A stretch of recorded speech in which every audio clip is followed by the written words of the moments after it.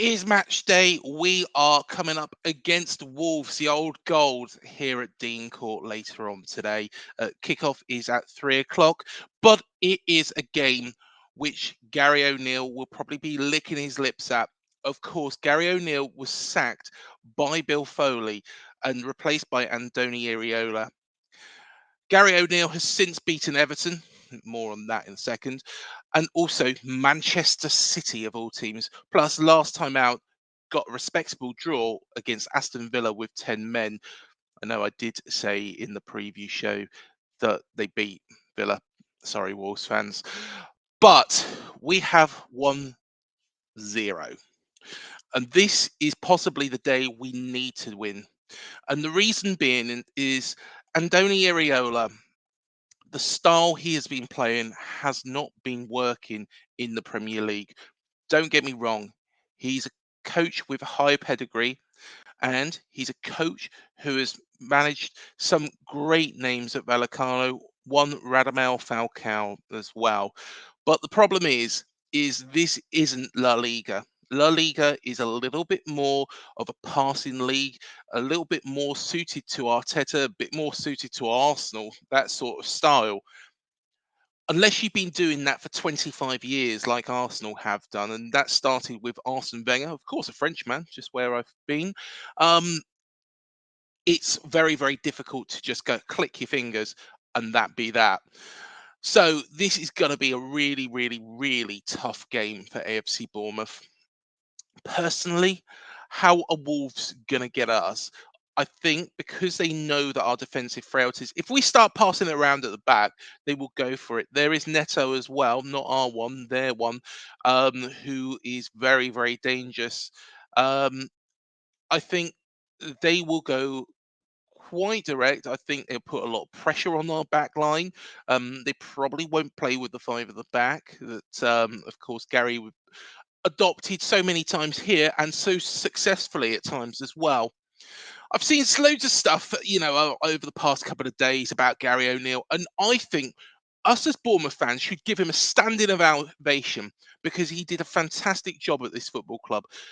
I've seen statistics saying that Gary O'Neill didn't do very well in his first 8 games. Well, his first 8 games for me was after we were beaten by Liverpool and started with a home game against Wolverhampton Wanderers, where he got a 0-0 draw. Wolves fans, I'm sure you'll agree with me watching this.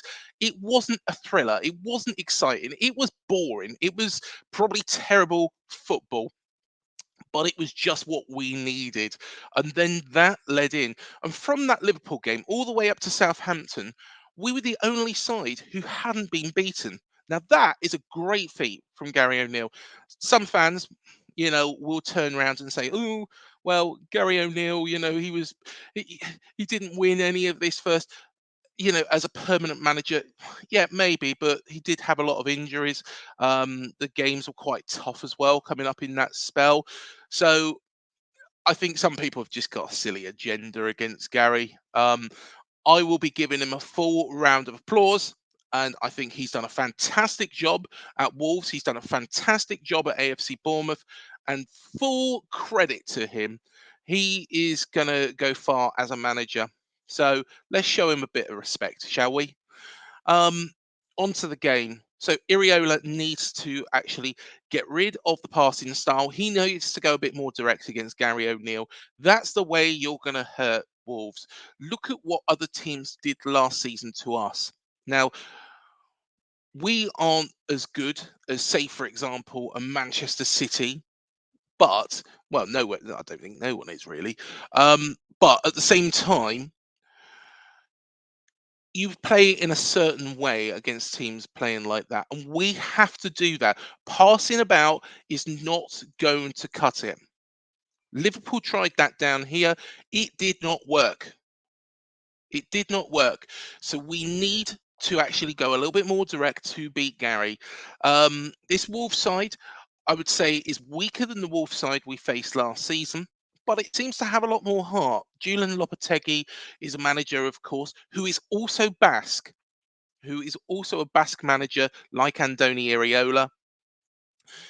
he left the club under a shadow a couple of days before the start of the season. And Gary, to be fair, in that first game, could well have beaten Manchester United, should have beaten Manchester United, deserved at least a point. Wolves fans will tell you about that. But this is really, I think, the last chance saloon for Iraola. I think we need to start getting some points on the board. We've got Burnley after this. I could see a new manager being put in place for the Burnley game if we do not win this game. And I say win. I say win. Some people say a draw wouldn't be a bad result. Yes, it would be a bad result. We need to beat Wolves today. And the only way we're going to do that is being direct, play into players' strengths. David Brooks needs to start, in my personal opinion. I think Phil Bill needs to be in a bit more advanced position. Dominic Solanke will then be able to link up with him.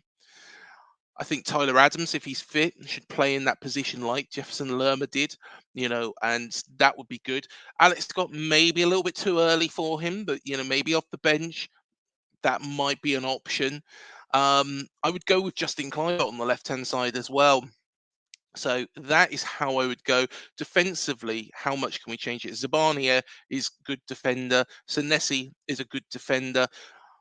As long as we don't start messing around with it at the back, that's fine. I would still play Max Aarons on the right-hand side as well.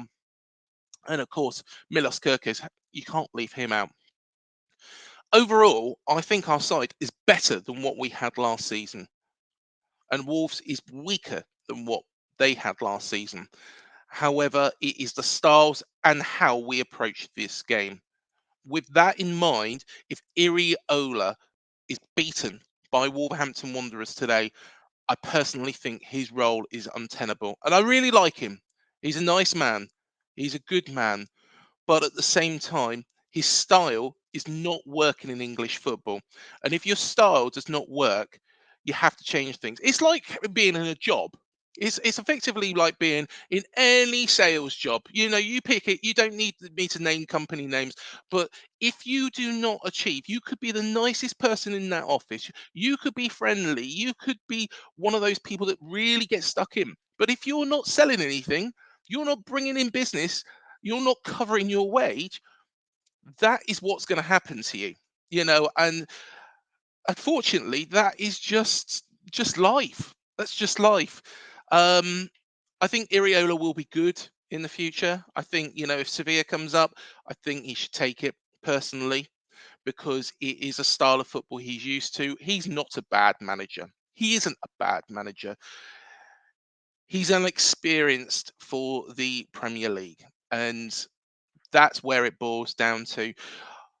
Of course, the last preview was a little bit rushed because I was in Paris. Brilliant time. Absolutely loved it. Of course, was there until yesterday. So I'll tell you what, let me bring in Dave from Talking Wolves again. Dave Azzopardi, good friend of the channel. And let's play his thoughts again. Hi Craig, hi everyone. This is Dave from Talking Wolves, giving my thoughts ahead of the game at Bournemouth on Saturday. Bournemouth versus Wolves. It's going to be a really interesting game, and I'm sure exciting game for Wolves fans.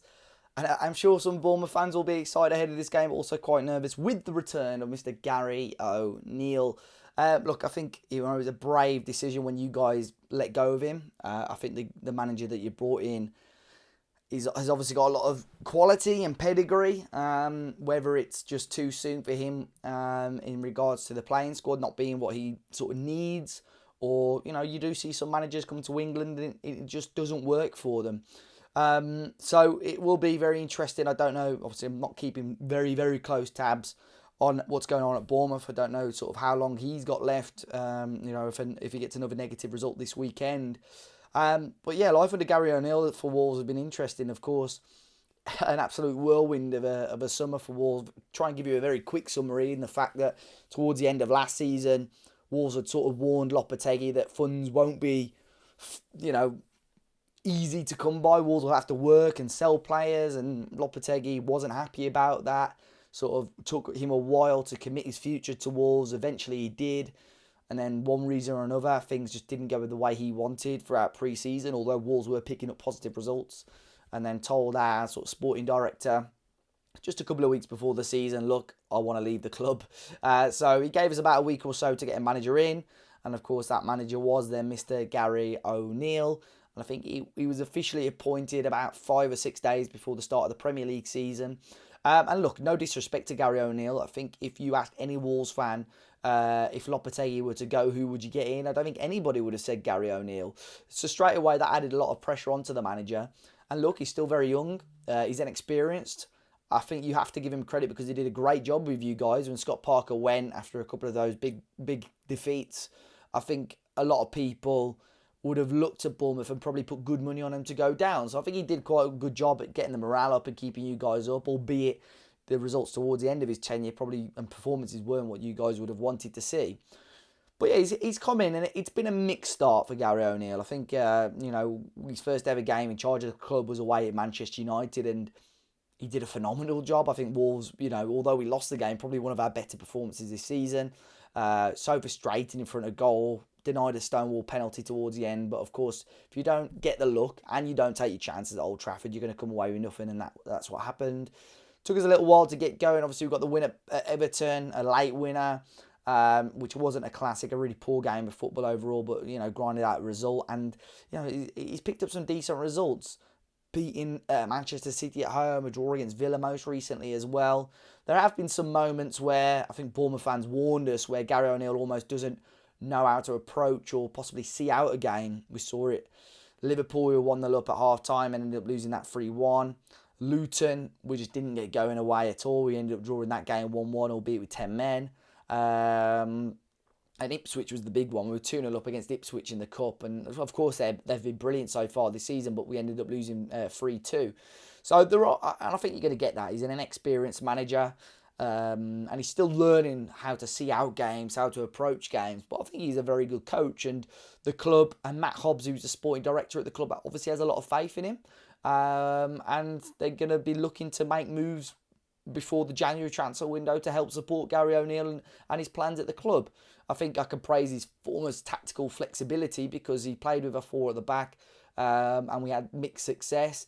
He saw the threat of Manchester City, switched to a back 5, and that's probably, if you watch that City game from minute 1 to minute 90, you could put that down to almost the perfect performance against Manchester City. And I've got to give Gary O'Neill credit for that because that was the fixture after that Ipswich game as well. So he reacted fantastically well. And now he's starting to build a really decent backroom staff as well at the club. So, yeah, it's been a mixed start, but things are looking a lot better for Gary O'Neill now. And I think some Bournemouth fans will be very, very frustrated if he does get the better of you guys on Saturday.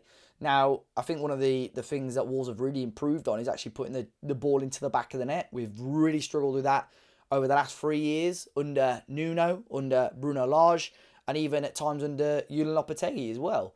So Gary O'Neill has all of a sudden got the front guys a lot of confidence and starting to put the ball in the back of the net. In particular, Hwang Hee-chan, who's already got 6 goals this season. Our top goal scorer last season was Ruben Neves with 6 goals. Pedro Neto starting to get the assists. He scored a goal. I think he's got 4 or 5 assists already. So the creativity is a hell of a lot better from Wolves. Got to tighten up a little bit more defensively, but I think we'll see that if we are sticking with the back 5. And of course, we'll have to see if switching to the back 5 affects how our goal scoring as well. However, saying that, although we've played the back 5 against City and Villa, it'd be very interesting to see if Gary O'Neill does switch to a back 4 ahead of this game on Saturday. But there's confidence in the Wolves camp at the moment, and there's not confidence in the Bournemouth camp. Part of me is worried about that because you've had an international break. Is that going to kill Wolves' momentum? Is that going to give Bournemouth a chance to almost, get new ideas into their head? I think, you're almost going into the unknown in this game. But Bournemouth have always given us, at times, some tricky games. It's been a mixed bag of results between the two teams. Wolves seem to have just about edged it, but we haven't had great form at the Vitality. So, it's going to be a tough game for Wolves. I would back us to edge it. I think both teams will score, but I'll back Wolves to win it 2-1.